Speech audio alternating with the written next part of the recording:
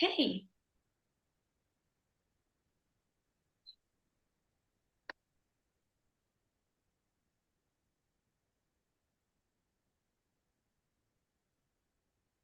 Hey. Yep, we're live, Rahi. Thank you. Nikhil, just as the drill goes, can you please share the live link everywhere? Sure. On general too.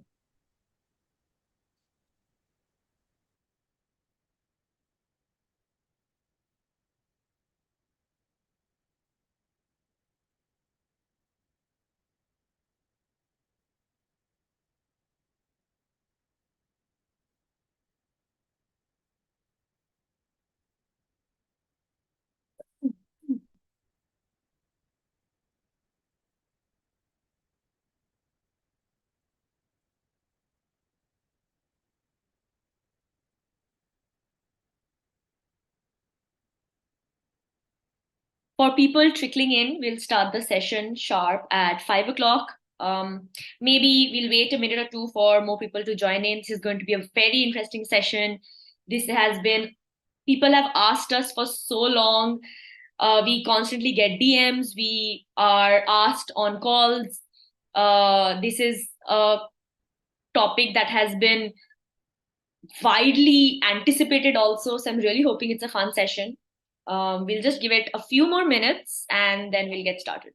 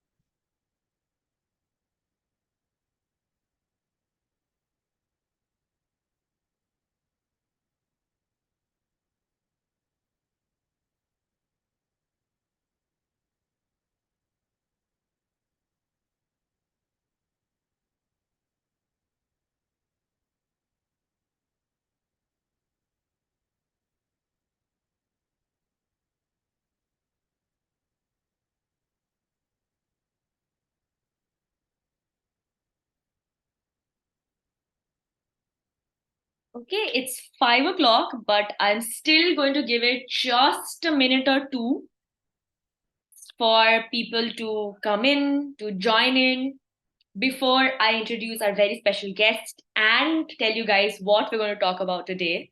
So I'll just wait for a minute or two more. We are spreading the news right now that we are live. If you are watching this, you can tell your friends to join because you can ask us your questions, you can participate with us, you can ask us any questions you have about growing a business. Maybe you have Instamoji related questions, I'm happy to answer them.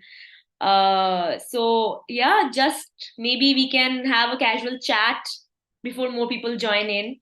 So we'll just give this a few more minutes to warm up.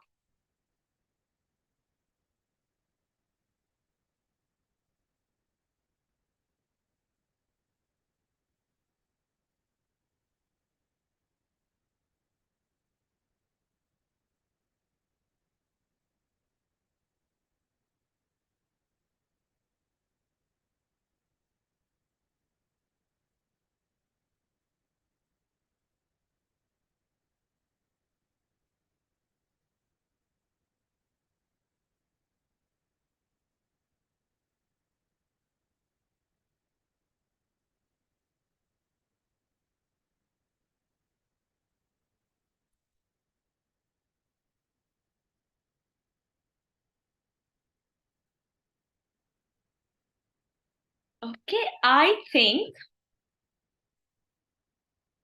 it is now time to get the show on the road.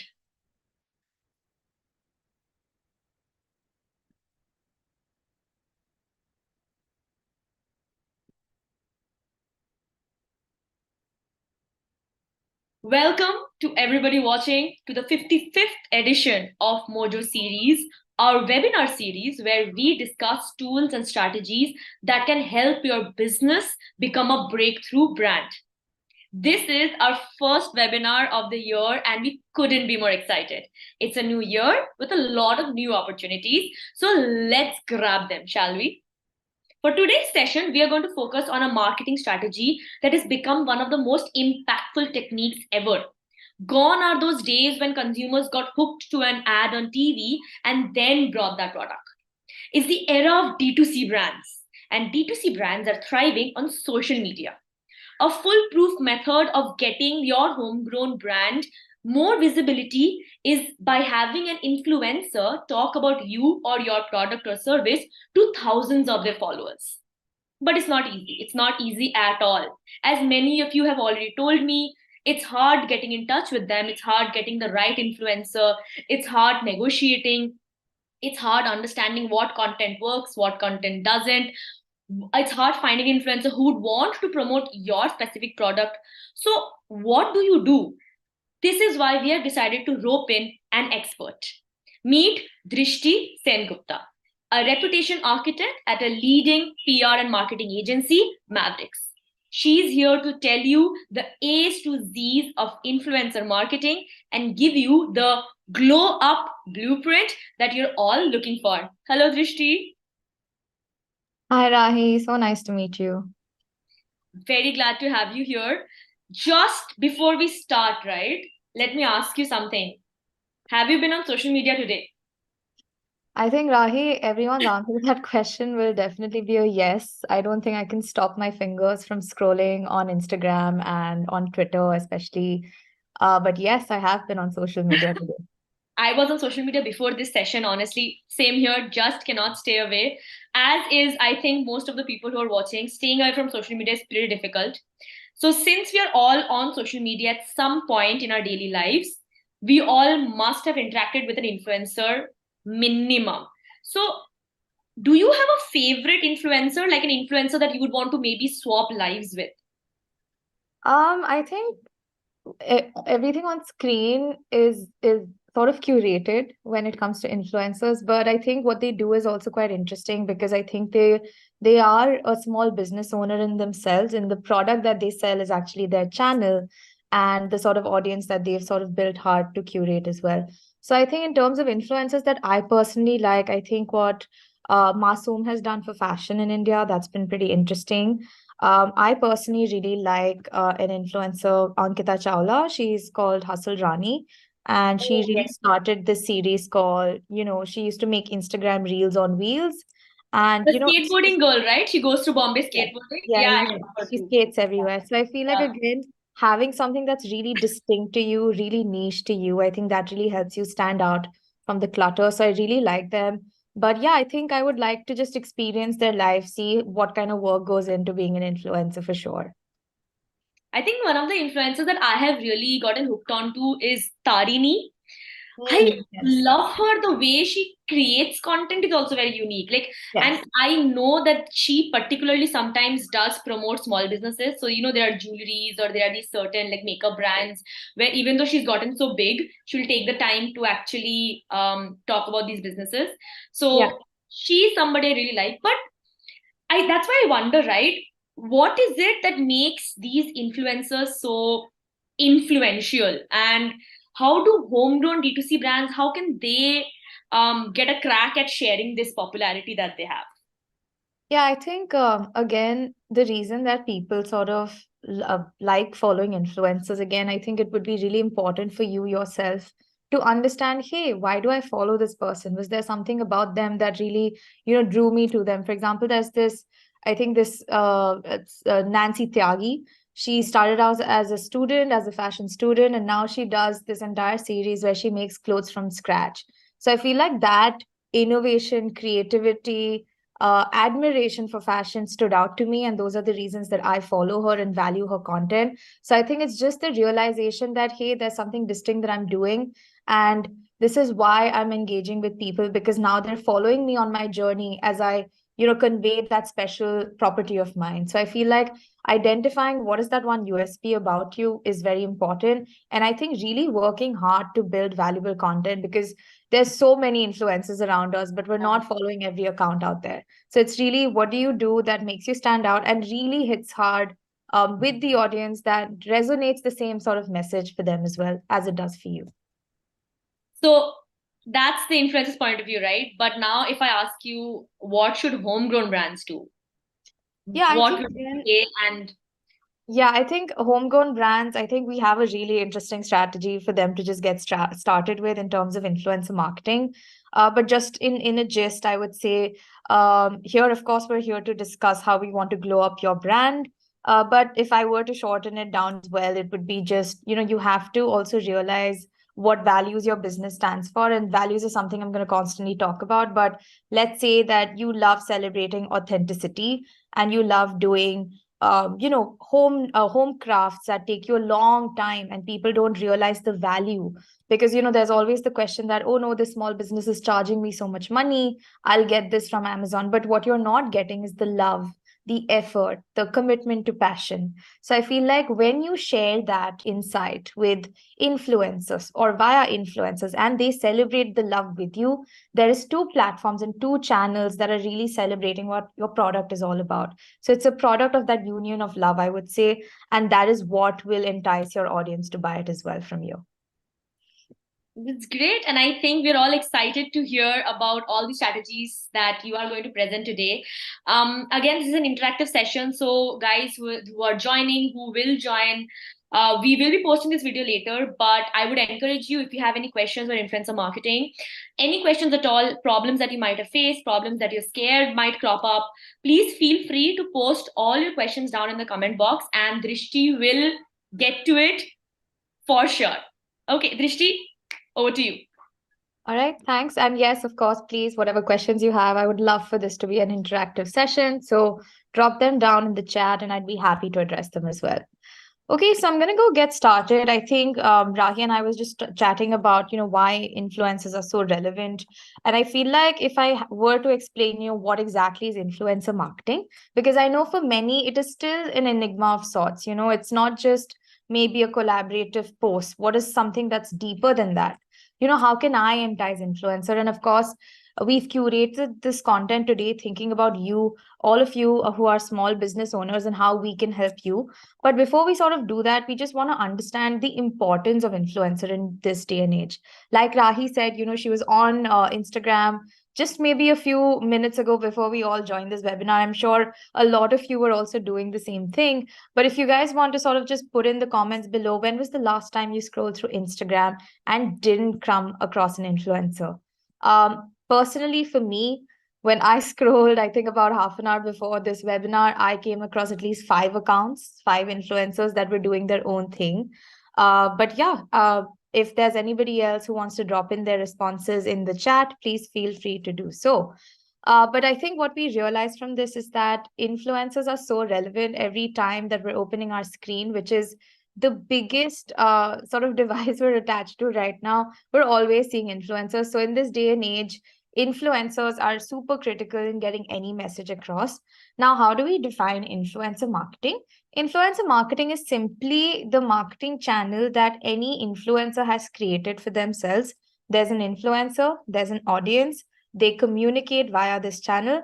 And if you were to subtly put a message through this channel where they already share the trust with their audience, that's essentially what influencer marketing is. So what you're sort of partnering with an influencer for is the trust that they've managed to cultivate with their audience.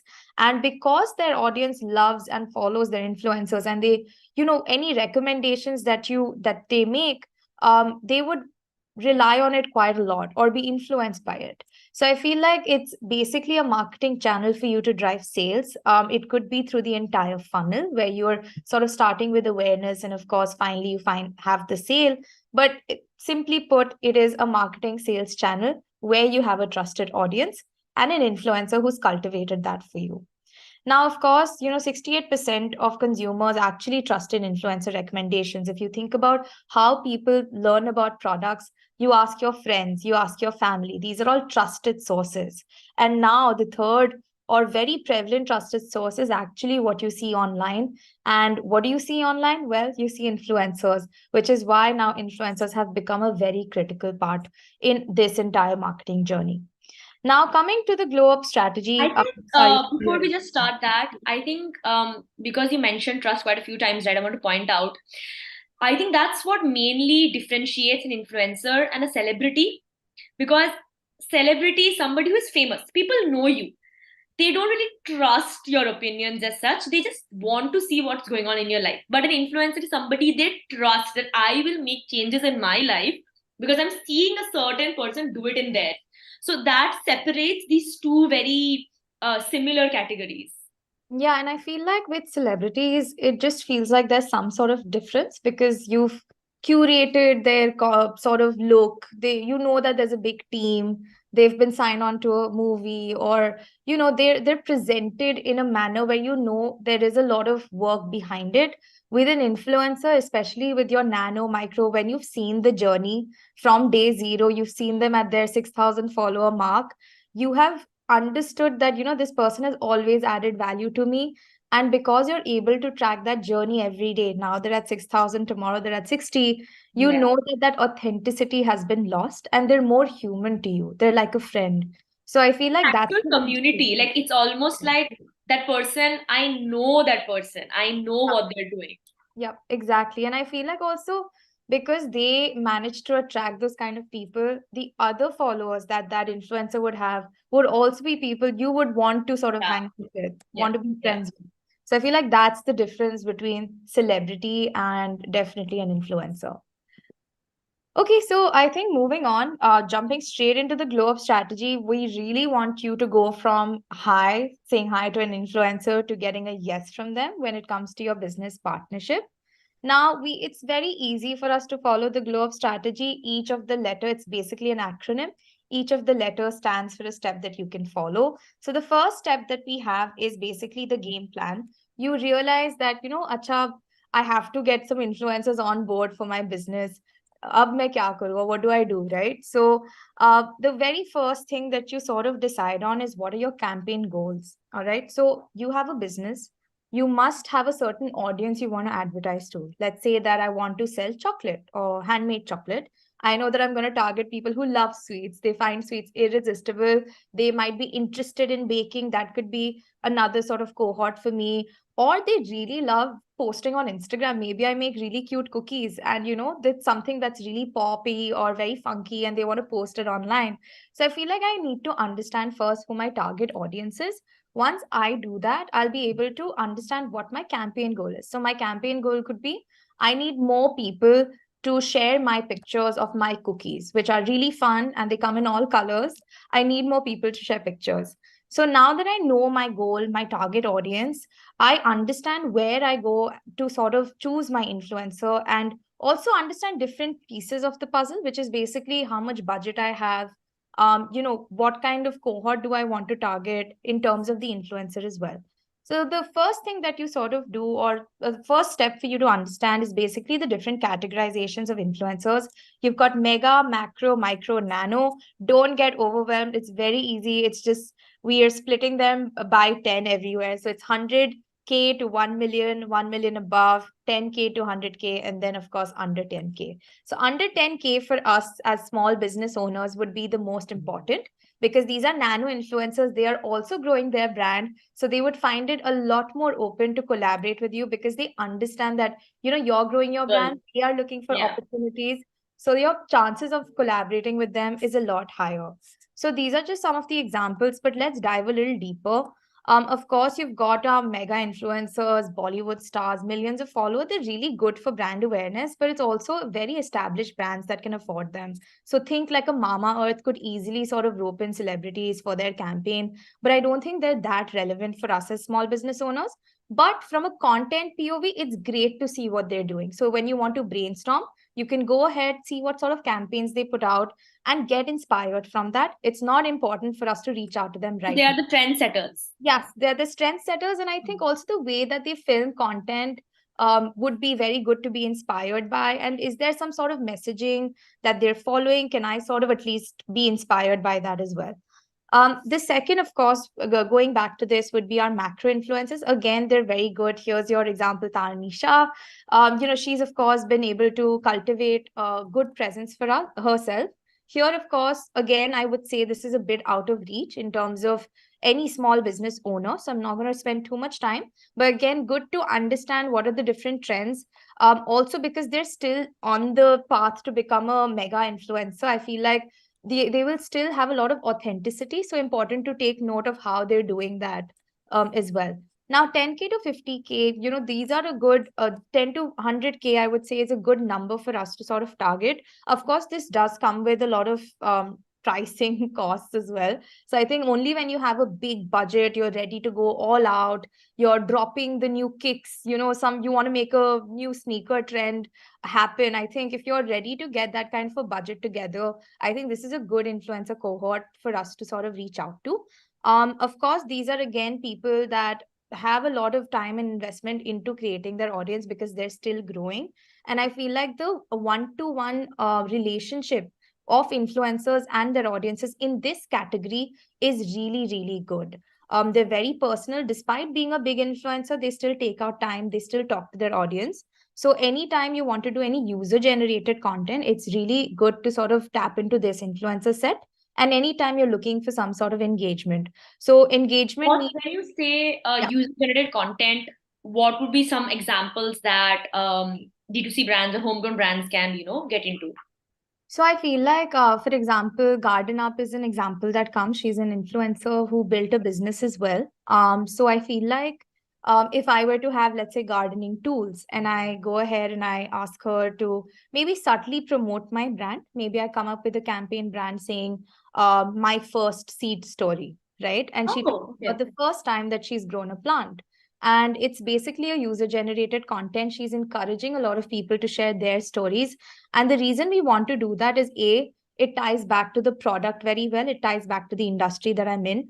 B, I can actually maybe host a contest through this, that the more people submit, the more chances are of them winning maybe a gardening set from me.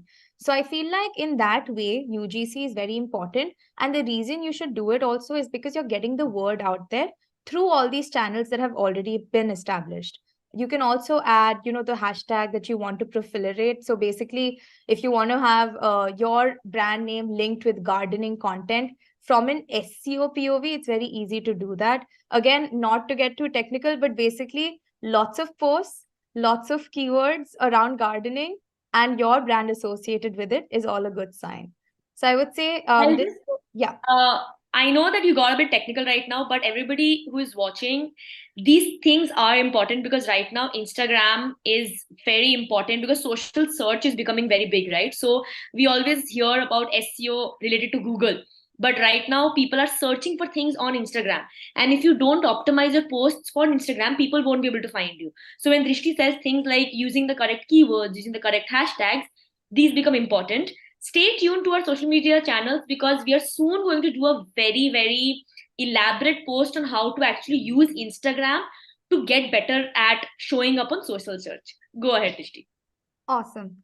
But yeah, rightly said, Rahi. I think hashtags are sort of dying out. I think just having those important words, I think is more important than, so basically longer copies, they all work.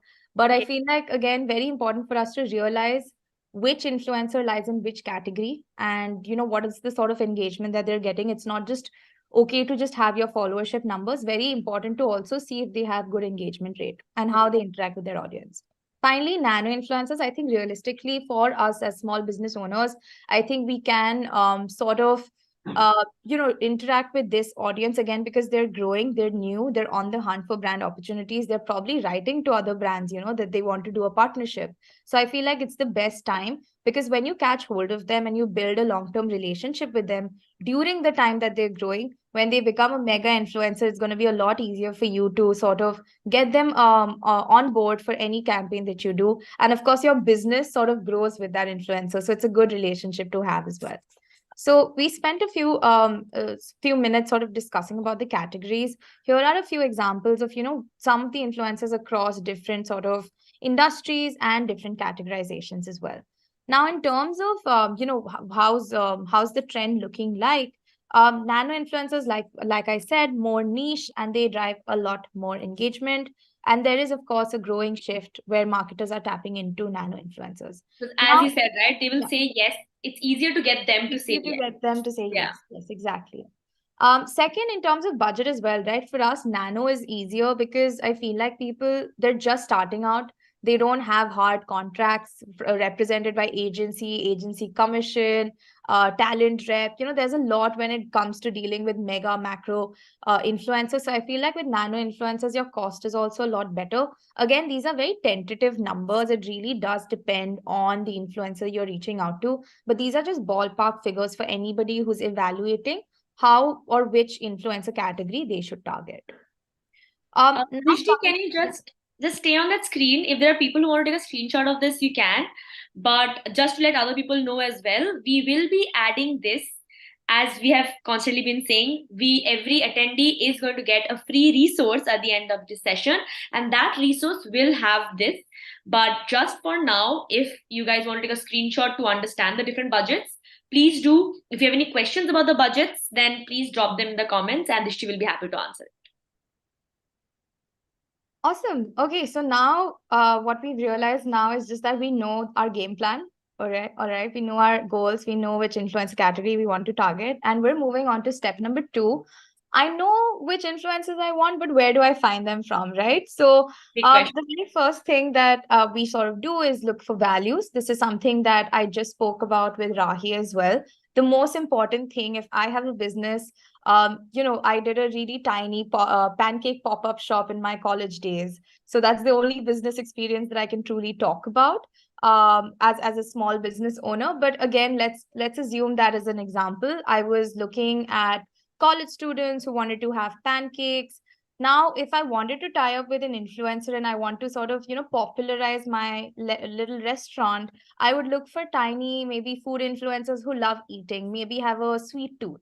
So I think very important, and also somebody who maybe makes fun content, because again, if you want to appeal to the youth, it's very important to have a lot of humor.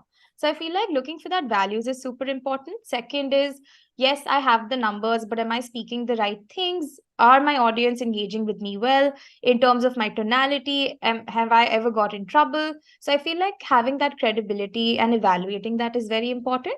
And finally, of course, what platforms they're present on is also very important. In terms of where influencers are largely moving towards, Instagram, of course, has exploded. But also Facebook and YouTube are very, very relevant. So if you have Instagram presence, I think great news. It is the best platform for all of us right now. Facebook again, because I'm sure a lot of you sellers are already active. Of course, there is the Facebook and WhatsApp integration that helps as well. So Facebook is another platform where I think live shopping has also taken off really well. So a good sort of platform to look at as well. And YouTube has seen a quick rise. YouTube Shorts, I think, Yeah. is very underrated. So we should definitely look at that as well when we're looking at influencers. Quickly before we go to the next one, so you did talk about the different platforms, right? But an question that pops up right now is there a certain, so because I watch YouTube and Instagram, and the kind of content on both is pretty different. In fact, some content by the same influencer, I've seen it do much better on Instagram than on YouTube. So is there like a cheat sheet to what kind of content does better on what platform? I think again, it's very like a cheat sheet would be very difficult to ascertain only because it's very specific to the kind of business that I'm running right now. So if I'm looking at a food business and I'm looking at chefs Hmm. on YouTube, you might be doing, let's say, BTS videos of products. On Instagram, I might be doing a lot more food focused content. Like The cute only reason, pictures, sorry? cute pictures, like more Yes, cute visual aesthetic. pictures. I'm focusing a lot more on the product itself, which is the food, the experience. On YouTube, it could just be because so many people love watching cooking videos, right? So our intention with which we go to different social media platform differs. For example, I might go to YouTube to watch a show or watch long form video Yeah. content. On Instagram, I'm probably going just to scroll for 30-second videos or even see static posts. So I feel like because of the diversity in content, very hard to say that there's a cheat sheet out there. But I think a broad general rule of thumb, I think Instagram is more aesthetic, experiential, while YouTube, I think, is more fun. Good to sort of show snippets of your location, if you're based offline somewhere, or if you want to just do like a BTS of your business as well. I think it's good to do that. Um, all right. So moving on, I think we also want to understand, where can I hunt these influencers? This is just a quick strategy that we sort of follow. So of course, the first would be I'm going online, I'm looking at all the platforms, of course, doing a Google search. There's a lot of these databases out there. A lot of them are free as well. So you can find many of these links and you can go ahead and try to sort of shortlist influencers based on that as well. Lots of influencer databases out there. Look at their followers and following lists. I think also very important to look at who their followers are and how they engage, only because of often, Instagram is riddled with bots, as we all know. So it could be possible that there is hyperinflation in terms of numbers. So very important to do an analysis and see if it's the right audience following that particular influencer. Hashtag search. So you're unable to find influencers anywhere. Food influencers, hashtag search kar lo. You'll be able to find at least a few that way on Instagram or on YouTube. Usually most influencers do tag whatever industry that they're creating content on. Let's say that if you're a business, you love the content of a few other brands that are your peers. Good to see, what have they done, who have they collaborated with. So if they're already working with influencers, you know that there are these influencers that are open to these kind of opportunities, and it's going to be very easy for you to approach them, as well as use whatever they've created as a case study to further build your pitch. So that's another way of sort of looking at it as well. I think another thing that you really need to do is, once you've shortlisted, you need to start following these influencers and start engaging with their content. So see how they talk about their product. Is it the way that you want your product to be talked about? See how they're sort of doing most of their partnership. Are they doing more of shout outs? Are they doing more of UGC content? So important to just see how they're sort of creating content for you or for other brands as well. Other than that, of course, is our outreach. We will get to that as well. But I think very important to also understand the different platforms. So let's say you have, there are these platforms called, I think there's social media, there's BuzzSumo. These are basically websites you can use.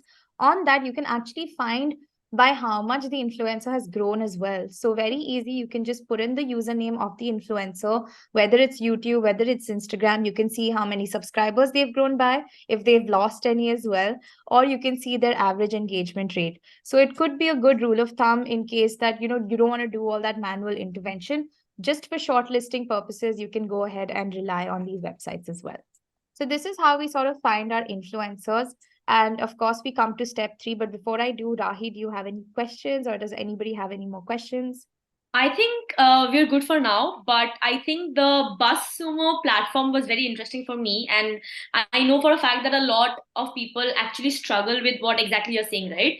Yeah. Not knowing if this influencer is worth my time and effort. So just being able to see their growth trajectory, being able to see, okay, yeah, really, this is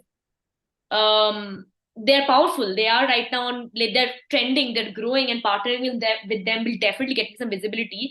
Are there some other platforms except BuzzSumo?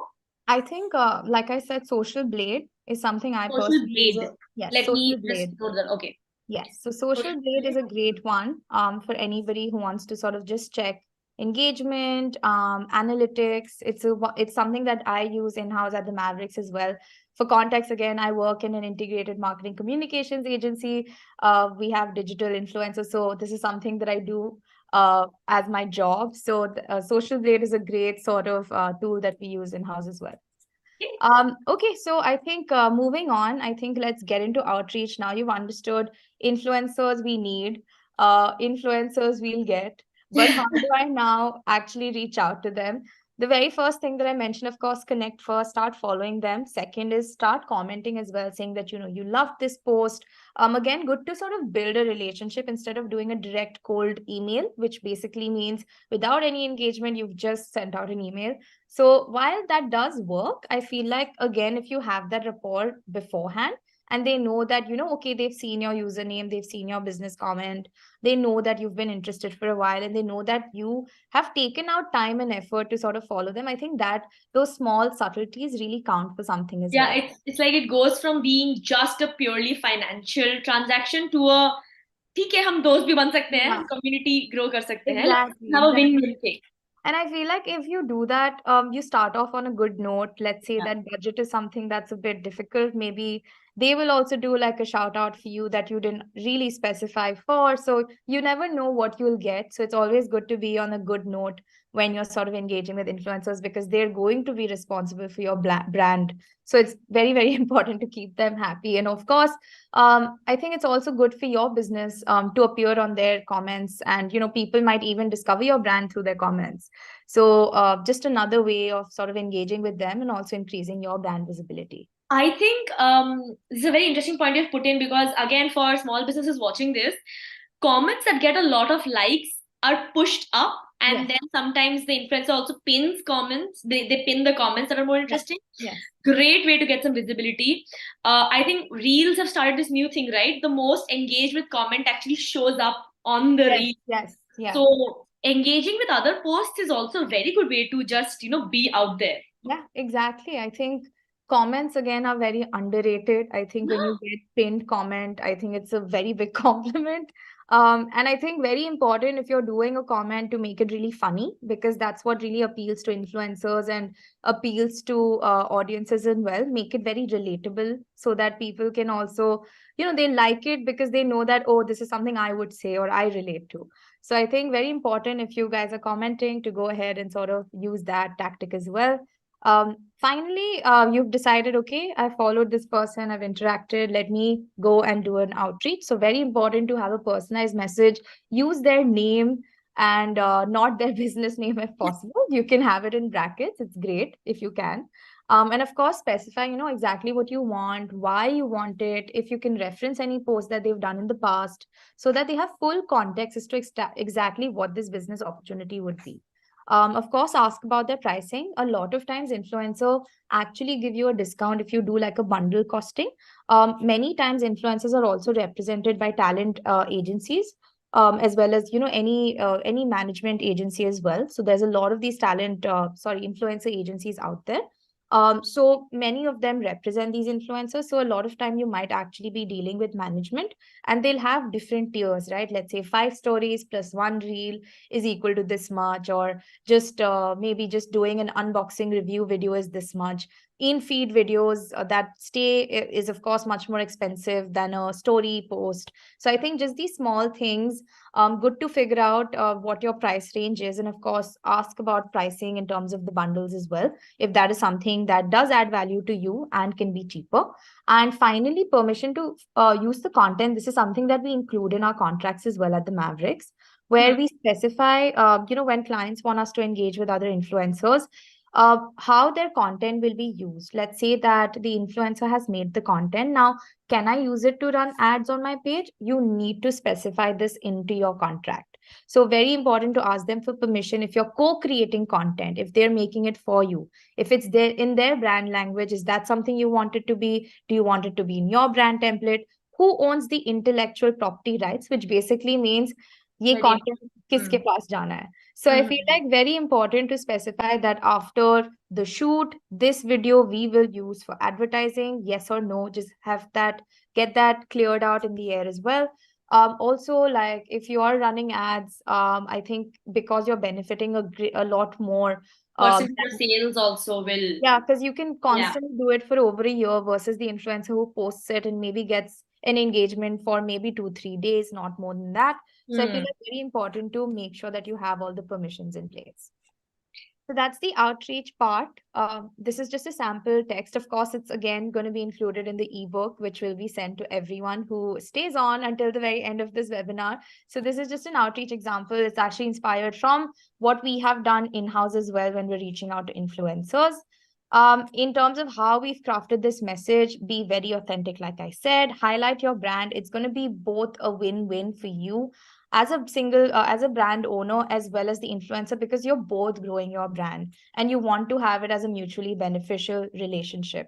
They of course want to have something exciting to talk about because it signals to the market that they're getting more brand collaborations, and Yeah. you're winning because again you get an influencer to create content for you and reach out to an untapped audience. So highlight the mutual benefit, very important. And then of course provide as much campaign information as possible. Finally coming to the step 4, which is So working I together. think Yeah. before we get to step 4, there's like a bunch of questions that this particular phase has thrown up. I think let's just go through, let's have a small AMA session and then we'll get into the W of glow up, right? Yes. Okay, so starting with when you talk about reaching out to these influencers, right? Uh, could you just let us know the tactical ways of connecting to them? So when you say reach out, do you mean DMs? Do you mean emails? Do you mean like how do I actually get in touch? Right. So I think for most influencers, they will have a business inquiries email, which is Okay. listed on their Instagram page. And I'm primarily talking about Instagram influencers because I think it's the most relevant for our small business owners out here. So I Yeah. think again, you can see it's usually info at the rate whatever their Instagram handle is. It's always going to be listed. If not, you can always send them a comment on any of their posts saying that I'm interested in your in collaborating with you. Please DM, or you can try DMing them directly and asking for more information. Ideally, what we do is we drop a formal email along with our DM. In our Instagram DM, we do mention that, hey, there's a exciting opportunity for you. Could we reach out to you over email for more details? And then we reach out to them over email. Influencers usually are not that responsive on email. So very important for you to check if they have a WhatsApp number.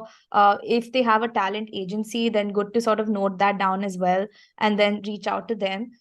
Usually mostly responsive on WhatsApp and calls, but I think email is very important because everything is on It's record. formal. Yeah. Yes. I think another thing to point here, I think a lot of people do make this mistake because I know I have. Instagram has this new update now that if it's a person that is not like you don't have a previously established relationship with them, when you DM them, you can only send one message. So don't waste it on like, hey, how are you doing or something. Have one paragraph, craft that paragraph and send it. You will likely, if they don't accept your following or if they don't follow you back or something of that sort, if they don't approve you, you can't send more than a text. So just send one message and then, as Drishti said, tell them to check their mail or tell them to tell you how to interact more. So this was one question. Second is, I think we have a couple of questions from the audience, so we'll just quickly go through that. All right, so Nikhil is saying, Drishti, you said hashtags are dying, but do hashtags are they dying only on Instagram, or do they still help like with the YouTube algorithm? I think again, each platform really differs in terms of how search works. But on YouTube in particular, again, something that we tend to do is have SEO powered descriptions, which means that let's say I'm doing a food vlog, right? Or I think I've talked about food too much on this webinar. Let's say that I have a set of earrings that I'm selling, right? And I'm doing a come pack a pair of earrings with me sort of a video for my small business, because again, people love watching those kind of video content. What I'll do is in my description, I'll talk about, hey, I really like packing these earrings. These earrings are very pretty. I'm a small business owner. So what I'm ideally doing is, I know that earrings is maybe something people are looking for. Earrings is also associated with beauty, which means if somebody is searching for beauty vloggers or beauty related videos, it is very possible that my video gets linked to that. So it's basically identifying those keywords: small business owner, come unbox with me, earrings, homegrown brand. Very important to identify these keywords. And when I'm doing my description, I'm putting as much of these keywords as possible. And of course, every time I post, I will have a little about section, which is about my business. I will also link all my social links below, so that every time anybody is coming across any of my videos, there is a step 2 for them to take, which is either go to my business or follow me on Instagram for more live updates, because YouTube videos to create is harder, and I might update maybe once in 2 weeks, but Instagram, maybe I post daily. So good to sort of create that community on Instagram as well. But to answer the question in short, hashtags are good, but keywords are even better. Very valuable insight. I'm really hoping that I can capture all of this later in our wrap up post. Another very interesting question I think that we have is, you've been talking about products a lot. So you've talked about food, you've talked about earrings. These are pretty easy to capture in video, or as you said, right, aesthetically. But Yeah. then what happens when, so I'll just ask, so Mr. Rattar has said on social media, how can I promote my service business using influencers? Okay, so that's a great question. I think services is it's very difficult because it's not something you see, it's not tangible, right? And it's very difficult to ascertain, what is the value I'm getting out of this. So in services business, if it's a knowledge-based business, let's say that you're selling a course of sorts, right? Let's say for me, I would sell social media 101 or copywriting 101, right? Now, if I were to sell that kind of an e-learning course, what I would do is first establish, firstly, if it's an influencer collaboration, I would see who is already doing content around this and who is an expert, collaborate with them and build out a video together where we're just talking about different strategies and we're now both seen as experts in this space. So Okay. they've already done that, but now nobody knows that much about me. So what I'll do is leverage their channel, have a collaborative discussion, and now I'm reaching out to their already curated audience and they know or are aware about me. I think the second piece would be that if it's a service like, let's say, it's hospitality, which is again something that I have experienced. Let's say you have a homestay and you want to make sure that people understand that it's a very curated experience. Very important for you to get the influencer and live through it. Even if it's an e-learning course, get an influencer who maybe doesn't know that much about a certain thing. Maybe they want to get trained in, I don't know, videography or iPhone photography, right? How do I take videos better? So make the influencer sort of talk about the fact that they've taken this course. Here is the 5 tricks that they've learned, right? Or maybe they apply those tricks and they say that I learned this because of this particular course that this person is offering. So it's basically validation, testimonials. These are very, very important, and the kind of expertise that you're offering, right? Is there a tiny snippet? Is there numbers? If you've hosted workshops in the past, can you talk about that? Can you include the influencer in the workshop as well? So you're basically selling the experience as well as the impact, but also you're selling it through whatever has been done in the past through reviews and testimonials as well. I hope that was helpful, Mr. Rattar. I think let's quickly, because I know that we're running out of time and we still have the W up part of it, but just very quickly, because we're on pricing and that is usually like a very delicate point for like most of our viewers, right? You did say that if you already have an existing relationship, or if the influencer knows that you're really interested, um, and I think the other way also, if the influencer is really hopeful about your product, if the influencer really thinks that, okay, no, your product is something that has like it stands up for the values that I believe in, I really believe in your product, I really feel like it's very useful, except these two, what are some, okay, so Lavisha has asked, right? Where did, okay, sorry, not Lavisha, Vishnu has asked, what tips do you have for negotiating with influencers effectively? I think negotiation is An art? it's an art for sure. But I think again, highlight the value as much as possible. I think you constantly have to talk about why it's so important to collaborate. Second, I think what really helps is that, if they're not able to do something now, can they do it later? I think working out a timeline, maybe right now is the peak season for them and they're expecting an uptick in brand deals. Let's say it's Diwali. So can you sort of maybe not do it around Diwali? Maybe you're doing it for a Christmas campaign, which is maybe not as important as Diwali, but you're still getting some hype, you're still getting some sale.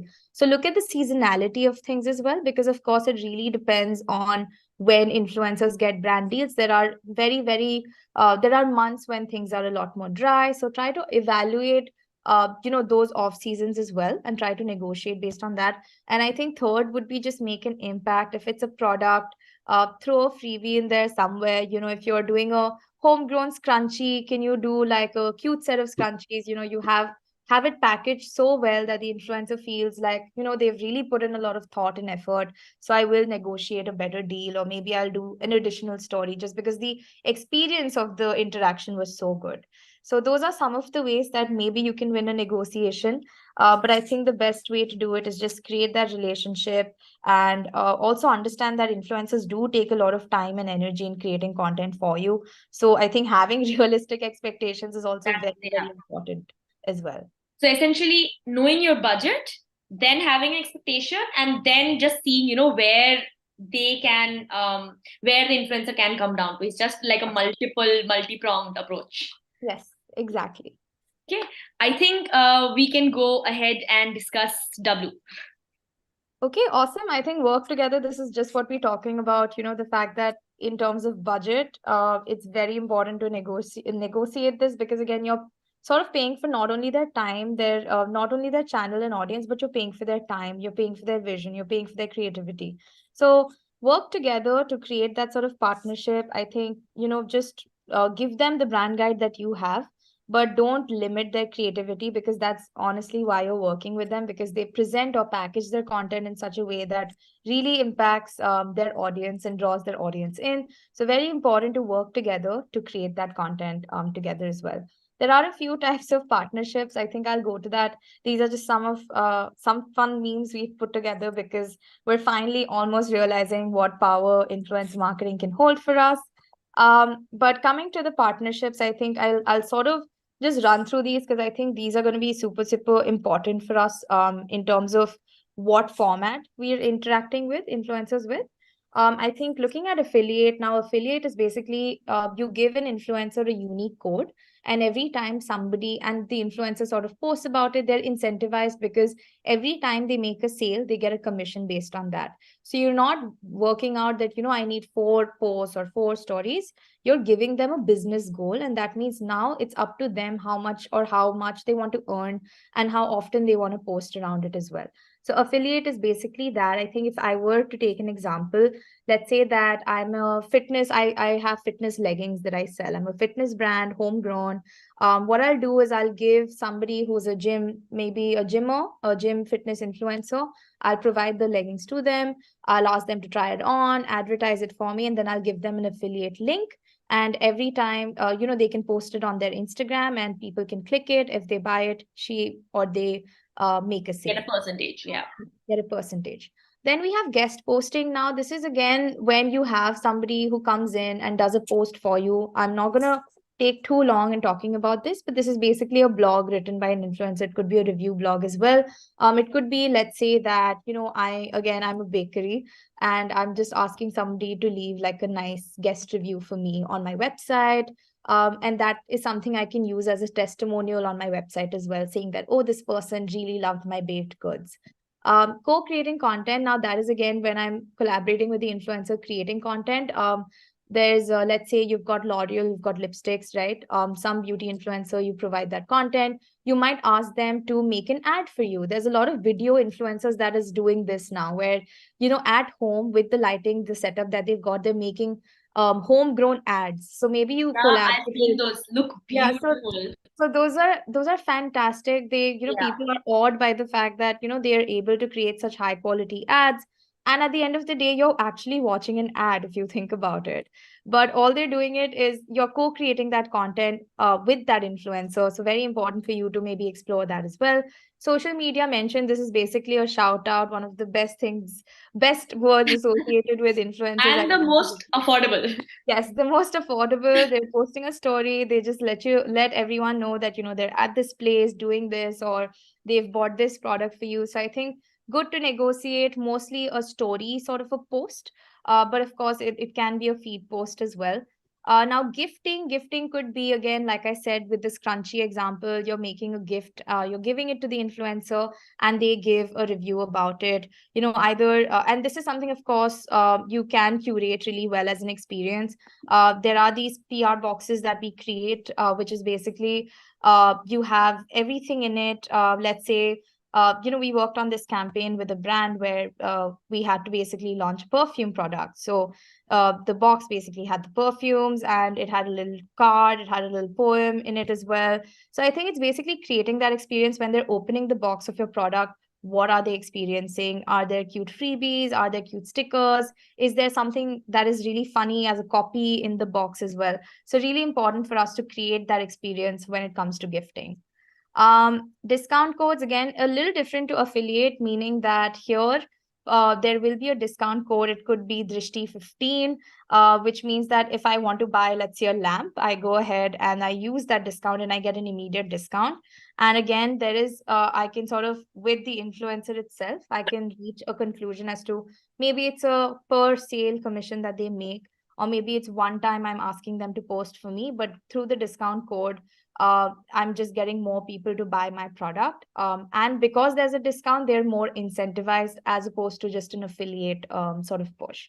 So these are some of the campaigns that you can sort of explore for your business with different influencers. And finally, we come to update, which is basically we've done everything. We've looked at influencers, we've created content. How do we The do most our boring reporting? part of the entire thing, but the most important. Most important part for sure, Yeah. something that I'm super passionate about, where I want to track the ROI. Oh, You know, okay. how do I track my success? Because I think it's important to collaborate with influencers, but again, I know as small business owners, we're functioning on a very limited budget, and we want to reach break even. We want to make profits. So I know that's very important, critical for all of us. And marketing spends can actually just go haywire.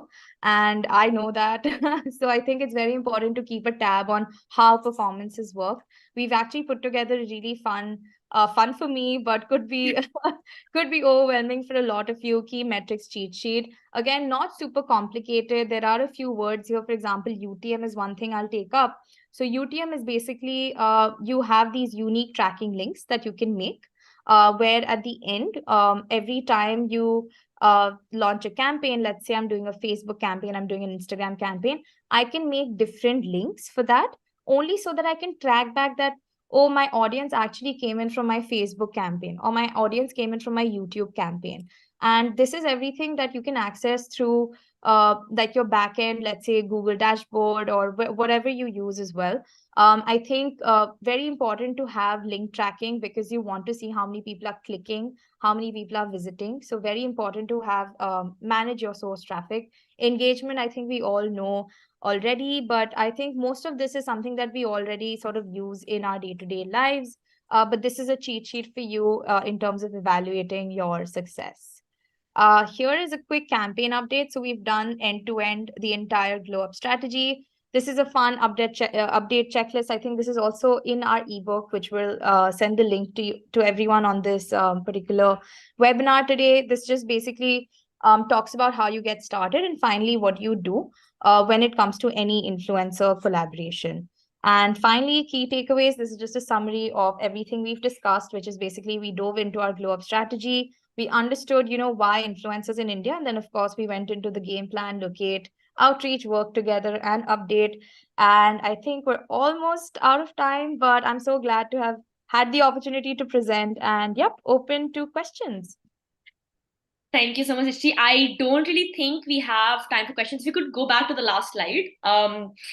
For everybody who is still on or who has maybe dropped off, they will be seeing this later. We will make sure that everybody gets a much more shorter version of this webinar, because too long to read, right? So we will be focusing on the globe strategy so that you guys know.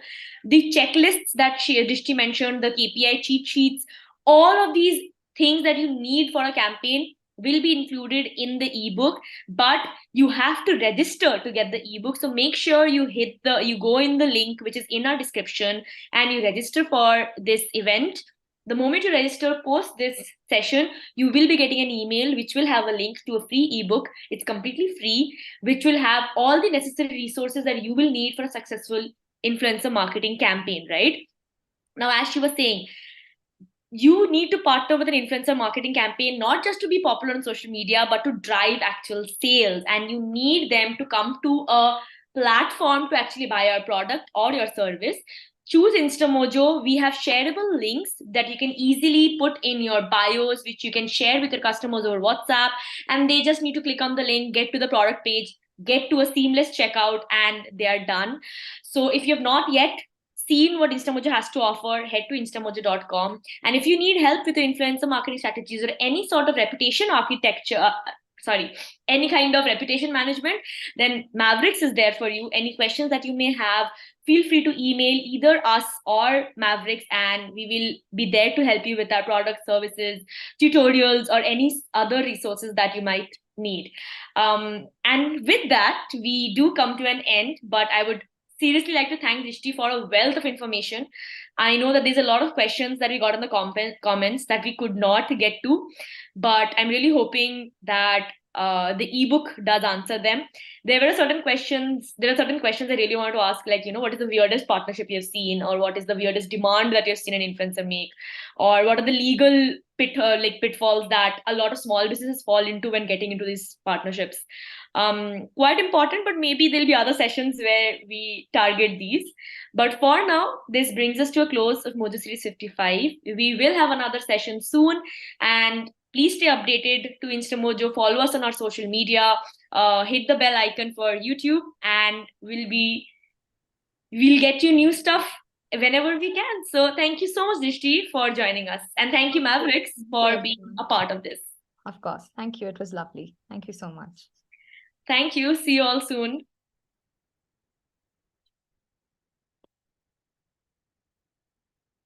I think we can end the stream.